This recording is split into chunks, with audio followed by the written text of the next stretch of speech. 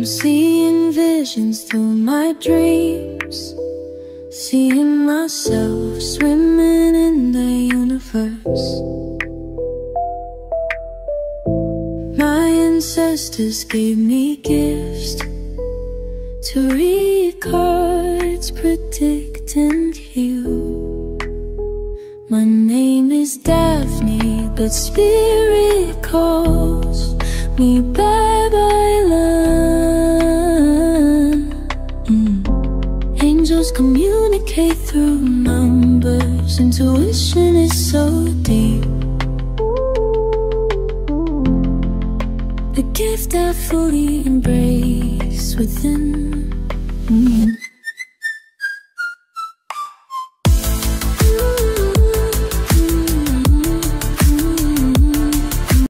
So, let's check no kung anong update sa inyo nito ni person. I want you to know that this is a general reading, so you may resonate with the entire reading or you may resonate with some bits and pieces of the reading. Take what's only yours, no?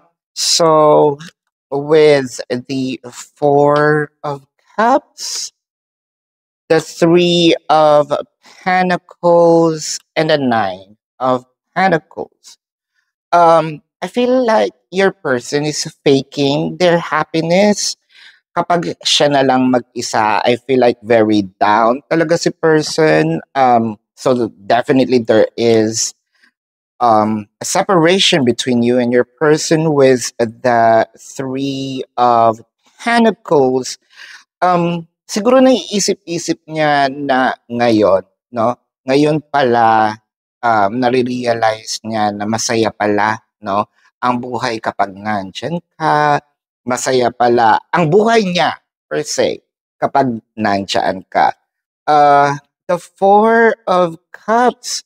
So parang lumapit ka pa nga yata dito, no? Dati, parang you approached, I don't know if you begged, wala naman yung mga cards, but there was a conversation between you and this person, parang nireject pa niya yata, no? With the King of Cups and the Ten of Cups. So parang sinabi niya, hindi siya masyadong umamin, nagsalita, kung ano yung totoo niyang nararamdaman. So I feel like tinago niya talaga, no? Itong kanyang emotion sa iyo. Medyo may pagkamadamot si person. Madamot siyang maging emotional. Madamot siyang ipakita, no, yung totoo niyang feelings for you. Kasi with the Ten of Cups, nandun yung love eh. That I'm not sure kung hindi niya lang kayang i-express or ayaw niya lang talaga. Probably si person medyo reserved din, no? Medyo ayaw niya lang maging mushy, no? So, gusto ko rin i-clarify yung Three of Pentacles kasi yun yung parang nagkaroon siya ng realization with the Moon card and the Knight of Cups. Matagal bago mag-sink in, no, sa kanya yung impact ng separation.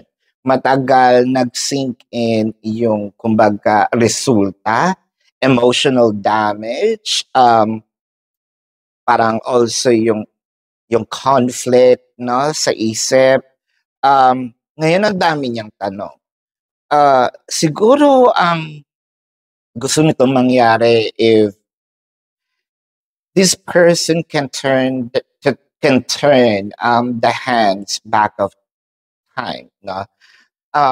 Siguro mas gusto niya na sana naging mas expressive, reciprocative, at parang siguro mas naging klaro siya, no? Sa pagkakaroon ng emotion, or pagpapakita or pagpapa-express ng emotion. With the Ace of Wands and the Five of Cups. For a few numbers of you, lalo na yung parang nagpapadelight, no? Yung parang kung babae ito yung parang pa-virgin effect, no? Parang ayoko muna. So ngayon nanghihinayang siya, bakit ba hindi ko ginawa? Bakit hindi ako nag-give in? No, we may be talking about something very sexual, pero it doesn't always have to be the intimacy, no? Ito yung sinasabi natin din kasi baka dapat naging open din ako when it comes to communication, no? Open din ako when it comes to my expressions. The Five of Cups, so nandito yung mga regrets. Nandito nagsisink in yung sinasabi niyang sana pala, no? The Two of Cups and the Ten of Pentacles. So sana pala naging um, generous ako when it comes to also giving gifts. Abundance kasi with the Ten of Pentacles, abundance may mean different things to different people. Now, abundance may mean literally money for someone. Abundance may mean um, time, energy, effort, peace of mind, collection ng sapatos, collection ng bags. Whatever this abundance means, but I feel like with the Two of Cups, this is more of becoming emotional or expressing the love. Apart from that, sana gumawa siya, no? Ang naiisip niya ngayon, sana gumawa ako ng way. It can be sana nagkaroon kayo na kahit na agreement sa West, no? Or pumayag siya, either magkaanak, bumuo ng anak, or cohabitation proposal or marriage. So, parang sinasabi niya yung pagpapakipot ko, yung pagiging madamot ko, no? Parang bumalik sa kanya, nag-bounce back sa kanya. Kasi ngayon, parang gusto niyang gawin. Nasan ka na, di ba? With the Star, the Knight of Pentacles, and the Justice. Actually, ang sabi naman dito ni person, no, masayang-masaya siya. Your person actually appreciate, no, yung pag-aalaga, yung kung paano mo i-express yung pagmamahal mo na hindi niya na nasuklian or hindi niya napantayan or talagang pinagdamot niya. Parang feeling niya wala nang, hindi na siya makakakita, no, ng taong katulad mo, na taong pwedeng mag-express ng ganong klaseng pagmamahal. Kaya medyo isa yun sa pinanghihinayangan niya, no?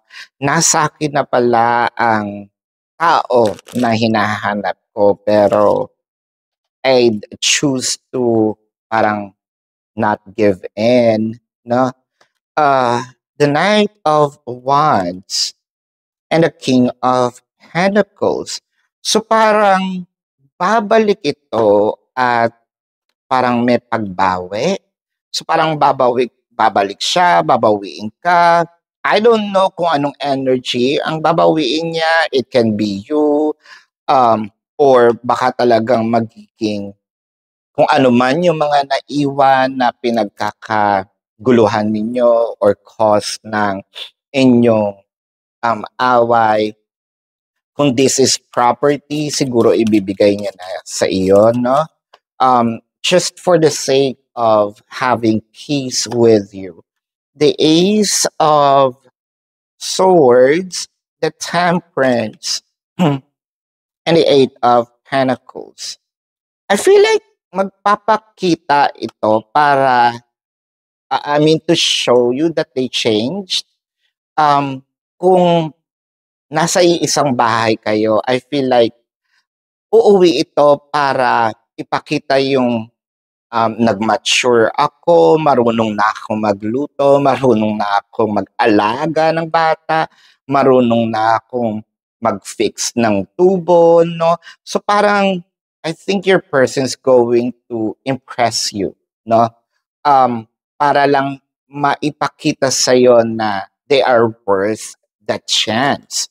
Now let's see the Eight of Pentacles. Or baka sasabihin niya, oy, may trabaho na ako, no? Oy, magfo-focus na ako sa pagtatrabaho instead of lumabas, makipag-inuman, no? I feel like itong si person ipapakita, no, yung kanyang improvements. The Eight of Cups and the Strength card. So, alam niya, no? Alam niya na medyo nawawalan ka na ng pagmamahal sa kanya. Alam niya na medyo hindi ka na rin ganun ka-enthusiastic na makasama siya. Kaya gusto niya sigurong bawiin or ibalik yung dati mong pagmamahal, yung dati mong pagtingin sa kanya. Hindi niya gusto, no? I think like there's also some force in here na hindi rin niya hahayaan, no? So I feel like hindi niya hahayaan magkahiwalay kayo. So I feel like yung pagpasok nito medyo chill pa, no? Pero dadating yung time na baka magkapwersahan na hindi ka pwede, no? Hindi ka pwedeng umalis, hindi mo ako pwedeng iwan. Sa akin ka lang, no? So, this is your reading. Let's check the zodiac sign of your person. This can be their sun sign or a placement in their chart. Pero bago yan, gusto ko pong sabihin sa inyo na kung gusto nyo po na magtanong, sa description box ng video na ito, there is a link. Click the link, you'll be routed to my website. Nandun po yung name, number, QR code, amount per question for your reference. Follow the form, no? Take advantage of the 4 questions plus 1 kasi discounted na po yun. And if you want to book a private reading, nandun din po siya. No? Scheduled po yun. So, let's check the zodiac sign now. Leo, Scorpio, Taurus, Sagittarius, Libra, Virgo, Capricorn, Aquarius,